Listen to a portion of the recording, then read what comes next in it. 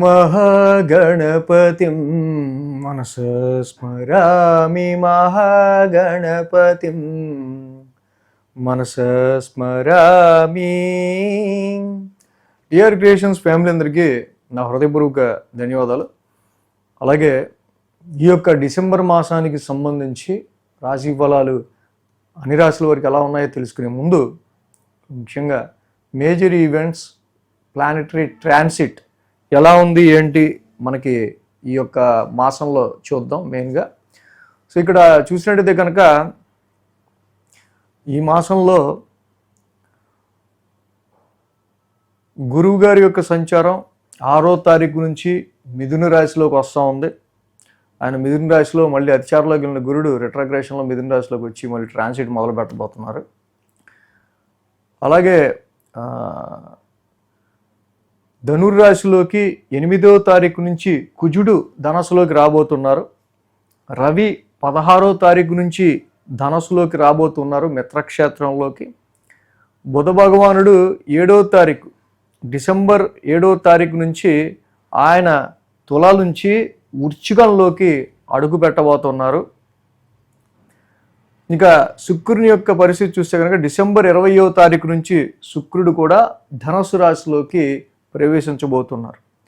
So ఈ విధంగా ఇక్కడ లాంగ్ టర్మ్ ప్లానెట్ గురుడు, అలాగే మాసగ్రహాలైన కుజ, రవి, బుధ, శుక్రులు నలుగురుతో పాటుగా 5 గ్రహాలు మారుతూ ఉన్నాయి. కాబట్టి ఈ డిసెంబర్ మాసంలో సో మచ్ ఆఫ్ చేంజెస్ అనేవి ప్రతి రాశి వాళ్ళకి కంపల్సరీగా వారి వారి స్థానాలు బట్టి కనిపిస్తాయి. ఇంకా మేజర్ ఈవెంట్స్ వచ్చి ఈ మాసంలో మనం చూస్తే 18వ తారీఖు సంకటహర చతుర్థి, అలాగే ఇక్కడ మనం చూస్తే మాస శివరాత్రి కూడా ఇక్కడ మనకు ఉంది. సో ఈ విధంగా 18వ తారీఖు మాస శివరాత్రి. సో ఈ గ్రహస్థితుల ఆధారంగా ముఖ్యంగా డిసెంబర్ మాసం మరి మీ రాశి వారికి ఎలా ఉండబోతుందంటే అనేది ఇప్పుడు చూద్దాం. మేషరాశి వారికి సంబంధించి డిసెంబర్ మాస ఫలితాలు చూద్దాం. ఈ రాశి వాళ్ళకి మెయిన్గా మనం చూస్తే ఫస్ట్ రాశ్యాధిపతి చూసినట్టయితే కనుక డిసెంబర్ 8వ తారీఖు వరకు కూడా రాశ్యాధిపతి యొక్క అష్టమ స్థాన స్థితి గోచారం రీత్యా ఈ రాశి వాళ్ళు ముఖ్యంగా ఆరోగ్యపరమైన విషయాల మీద కొంచెం జాగ్రత్త వహించడం అనేది మంచిది. ఎందుకంటే అక్కడే రవి కూడా ఉంటున్నారు. ఫస్ట్ వారం అంతా కూడా రవి కుజుల యొక్క కంజంక్షన్ నడుస్తూ ఉంటుంది. ఇప్పుడు అష్టమ స్థానంలో రవి కుజుల యొక్క కంజంక్షన్ ఒకటి నడుస్తూ ఉంది. కాబట్టి ఇన్వెస్ట్మెంట్స్ రీత్యా అయినా, ఆరోగ్యపరమైన విషయాల రీత్యా అయినా, సంతానపరమైన విషయాల రీత్యా అయినా కొంచెం ఇక్కడ 16వ తారీఖు వరకు రవి ఇక్కడ న్యాచురల్ హెల్త్కి అలాగే ప్రొఫెషనల్ గ్రోత్కి కూడా కారకుడు. సో కాబట్టి ఇక్కడ ఆరోగ్యపరమైన విషయాలకు సంబంధించి, ఉద్యోగపరమైన విషయాలకు సంబంధించిన విషయాల్లో కొంత జాగ్రత్త వహించడం అనేది 16వ తారీఖు వరకు కూడా మంచిది. అదేవిధంగా ఎప్పుడైతే రవి కుజుల యొక్క అష్టమ స్థాన సంచారం జరుగుతూ శని కూడా ఏలినాటి శనిలో ఉన్నారో ఈ రాశి వాళ్ళకి ఉద్యోగ పరిస్థితుల రీత్యా అంటే వీళ్ళు ఎక్కడ తప్పు చేస్తారా, దొరుకుతారు అనేటట్టు ఉన్న పరిస్థితుల్లో కొంచెం జాగ్రత్త వహించడం అనేది మేషరాశి వాళ్ళకి మంచిది.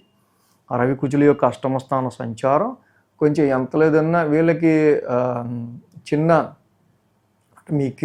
మీ వర్క్ క్రియేటివ్నెస్లో కావచ్చు, మీరు ఎక్స్పెక్ట్ చేసుకున్న అవుట్పుట్లో మీరు ఇవ్వాల్సిన ఏదైతే మీకు ఉండే వాటికి సంబంధించి ఏవైతే మీరు ఈరోజు ఇంత వర్క్ అవగొట్టాలి, లేకపోతే ఈ వారం ఇంత వర్క్ చేయాలి అనే ప్లాన్లో ఏదైతే ఉంటుందో దానికి సంబంధించి మీరు చేయటానికి కొంచెం చాలా హెక్టిక్గా కష్టపడాల్సి వచ్చే ఆస్కారాలు ఉన్నాయి. అలాగే ఏలినాటి శని నడుస్తూ ఉంది కాబట్టి ఈ సమయంలో జాబ్ స్విచ్చింగ్స్ కావచ్చు, లేకపోతే ఇంకా కొత్త ఆలోచనలు ఏదన్నా చేయటం కావచ్చు, ఇలాంటివి అంత అనుకూలంగా ఉండే ఆస్కారాలు కొంచెం తక్కువగా ఉండే ఆస్కారం మనకు కనిపిస్తూ ఉంది. అలాగే ఈ రాశికి 20వ తారీఖు వరకు కూడా శుక్రుడు అష్టమ స్థానంలోనే ఉంటున్నారు. కాబట్టి శుక్రుడి యొక్క సంచారం అష్టమ స్థానంలో యోగిస్తుంది. ఇక్కడ బిజినెస్ రీత్యా పెట్టుబడి విషయంలో అయినా, మ్యారిటల్ మ్యాచెస్ చూసుకునే విషయంలో అయినా, సో మీకు నచ్చిన సంబంధం చేసుకోవడానికి అండ్ ఇలాంటి వాటిలో కూడా కొంచెం అవరోధాలు ఎక్కువ కనిపిస్తూ ఉన్నాయి ఈ మాసం. కాబట్టి ఇక్కడ వివాహ సంబంధాల విషయంలో అయినా, బిజినెస్ పార్ట్నర్షిప్లో అయినా, ధనపరమైన విషయాల్లో అయినా, ఖర్చుల విషయంలో ఎప్పుడైతే డ్రై ప్లానెట్స్, ఫైరీ ప్లానెట్స్ అష్టమ స్థానంలో ఉన్నాయి కాబట్టి వీటి విషయాల్లో కొంచెం కేర్ తీసుకుంటూ మేషరాశి వాళ్ళు వెళ్ళటం వల్ల చాలా మంచిది. ఆర్థికపరమైన విషయాల్లో ధనపరంగా మనం చూసినప్పుడు కూడా కొంచెం లో లెవెల్ సిగ్నల్సే మనకి వీళ్ళకి కనిపిస్తూ ఉన్నాయి.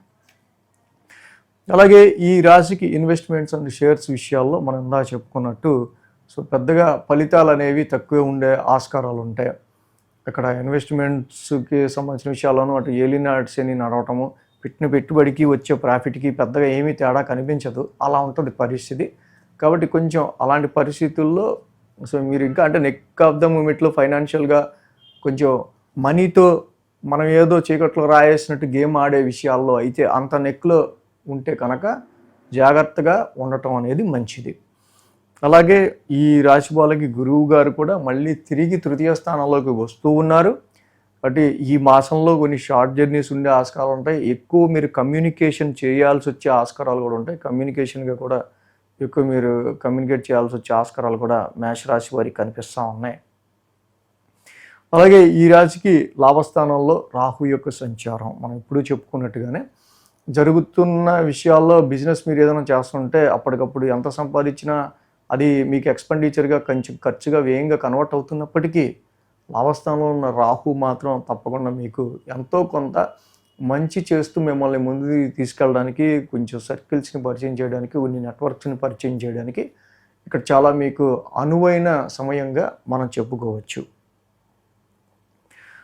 అదేవిధంగా ఈ రాశి వాళ్ళకి మనం చూస్తే 16వ తారీఖు నుంచి రవి యొక్క సంచారం ఇక్కడ వీళ్ళకి ధనుసు రాశిలోకి మారుతుంది, భాగ్యస్థానంలోకి మారుతుంది.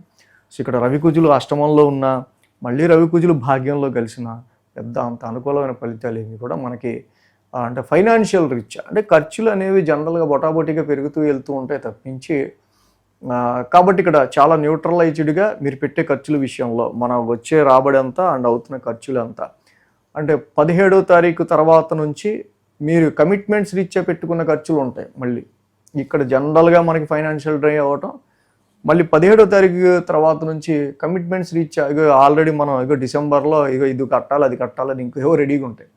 అలాంటి ఖర్చులు కూడా ఉంటాయి. But keep balancing your financial situation. ఎలినాడ్స్ నడుస్తూ కొంచెం ఎక్స్పాండ్ అవుతూ కొంచెం మనకి ఖర్చులు పెరుగుతూ ఉన్నాయి కాబట్టి వీటి విషయంలో ఆర్థికపరమైన విషయాల్లో కొంచెం జాగ్రత్త తీసుకుంటూ ఉండడం మంచిది. సంతానపరమైన విషయాల్లో కూడా క్యారింగ్ ఉమెన్స్ ఉంటే ఆరోగ్యపరమైన విషయాలకి, హెల్త్ పరమైన విషయాలకి కొంచెం మీరు ఎక్కువ కేర్ తీసుకుంటూ ఉంటాం ఈ టైంలో ఇంకా మంచిది. అదేవిధంగా ఈ రాశి వాళ్ళకి సంబంధించి మనం చూస్తే కనుక ఇక్కడ ఎడ్యుకేషన్ పరమైన విషయాల్లో కూడా కొంతవరకు పిల్లలు చదివిన చదువుకి వాళ్ళు ఎంత కష్టపడతారో, ఎంతగా మైండ్కి ఎక్కించుకుంటారో సబ్జెక్ట్ అనేది చాలా అవసరం. కొన్నిసార్లు ఇక్కడ చదివినవి ఇంపార్టెంటే అని చదువుతుంటారు, ఇవి ఇంపార్టెంట్ క్వశ్చన్స్ అని చెప్పి కొంచెం అక్కడ వరకు ముక్కును పట్టుకుని వెళ్ళటం, ఇలాంటి వాటిల్లో చదివింది రాకపోవటం అనేది కూడా ఎక్కువ హైలైటెడ్గా కనిపిస్తుంది. కాబట్టి సబ్జెక్ట్ మీద, ప్రతి ఎక్సర్సైజ్ మీద, ప్రతి చాప్టర్ మీద పూర్తిగా మీకు గ్రిప్ ఉంటే ఈ టైంలో ఎడ్యుకేషన్ పరంగా చాలా బాగుంటుంది. అలాగే వివాహ సంబంధాలు చూసే విషయంలో కూడా అనుకూలతలు కొంచెం తక్కువే ఉన్నాయి ఈ సమయంలో అని చెప్పచ్చు. ఇక మేషరాశి వారికి మెయిన్గా మనం చూస్తే అష్టమ రవికుజ దోషం ఇది ఎక్కువగా కనిపిస్తూ ఉంది. అటు ఇక్కడ కేజింపావు కందులు, ఒక రెడ్ క్లాత్, అలా కేజింపావు గోధుమలు, ఒక రెడ్ క్లాత్. కుజుడికి కందులేమో మంగళవారం పూట, రవికి గోధుమలేమో ఆదివారం పూట దానం ఇవ్వటం అనేది చాలా మంచిది. సుబ్రహ్మణ్యేశ్వర స్వామి ఆరాధన, అలాగే ఇక్కడ శివాలయాల్లో చక్కగా శివాలయం దర్శనం చేసుకోవటం, ప్రతి శనివారం శనికి తైలాభిషేకం చేసుకుంటూ వెళ్ళటం, ఈ 3 ఆచరించటం వల్ల చాలా వరకు మీకు ఇక్కడ చాలా నెగిటివ్స్ తప్పుతాయి. అంటే కుజుడు లాంటి, రవి లాంటి హార్ట్ అండ్ ఫైర్ ప్లానెట్స్ ఇక్కడ అష్టమ స్థానంలో ఉండటం వల్ల మజిల్ రిలేటెడ్గా కానీ, హీట్ వల్ల కానీ మనకి జ్వరం, ఓవర్ హీట్ వల్ల జ్వరం కానీ ఇలాంటివి కూడా కొంత ఎలివేట్ అయ్యే ఆస్కారాలు ఉంటాయి. ఆ నెగిటివ్స్ని ఈ దానాల ద్వారా మీరు తగ్గించుకోవచ్చు.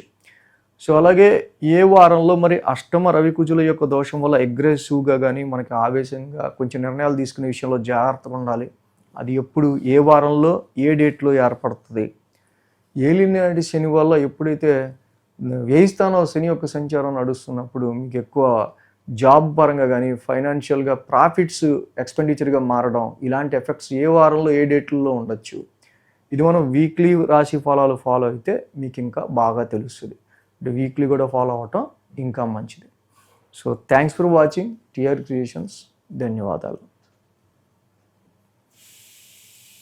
ఈ వీడియో కనుక మీకు నచ్చినట్లయితే లైక్ చేయండి, షేర్ చేయండి. మరిన్ని అప్డేట్స్ కోసం సబ్స్క్రైబ్ చేయడం మాత్రం మర్చిపోకండి.